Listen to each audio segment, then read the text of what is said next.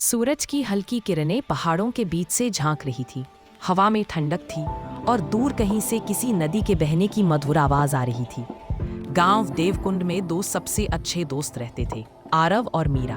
दोनों को रोमांच बहुत पसंद था। एक दिन मीरा ने कहा, आरव चलो आज नागवन जंगल चलते हैं। दोनों ने बैग में पानी, बिस्कुट और टॉर्च रखी और निकल पड़े। अचानक झाड़ियों के पीछे से एक हल्की सी सिसकने की आवाज आई।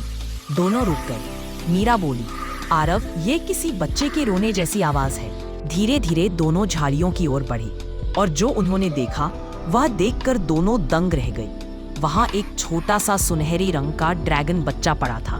उसके पंख चोटिल थे और उसकी बड़ी बड़ी हरी आंखों में आंसू झिलमिला रहे थे।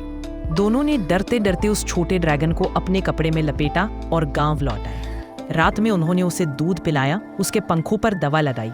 धीरे धीरे वो ठीक होने लगा।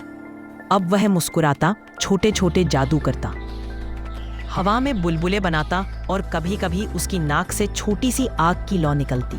कुछ हफ्ते बीते ही थे कि एक दिन आसमान में गर्जना की आवाज गूंजी। लोग डर गए क्योंकि दो विशाल ड्रैगन आसमान में घूम रहे थे, अपने बच्चे को पुकार रहे थे। पूरा गांव दहशत में था, लेकिन आरव और मीरा समझ गए ये टूनू के माता पिता होंगे। आरव ने कहा, हमें टूनू को उनके पास वापस ले जाना चाहिए। मीरा बोली, हाँ चलो अभी चलते हैं। तीनों नागवन की ओर निकल पड़े। एक जगह मीरा फिसल गई, मगर तभी टूनू ने अपने छोटे पंख फैलाए और उसे बचा लिया। अब वह उड़ सकता था।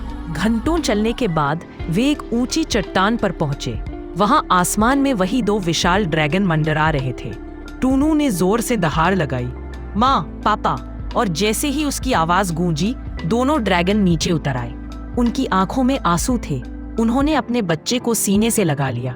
अब आरव और मीरा बड़े हो चुके थे। एक सुबह आसमान से एक जानी पहचानी दहाड़ सुनाई दी।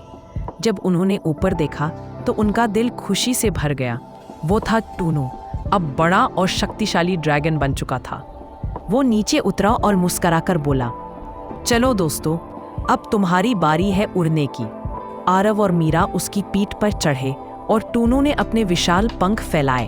अगले ही पल वे आसमान की ऊंचाइयों में उड़ रहे थे।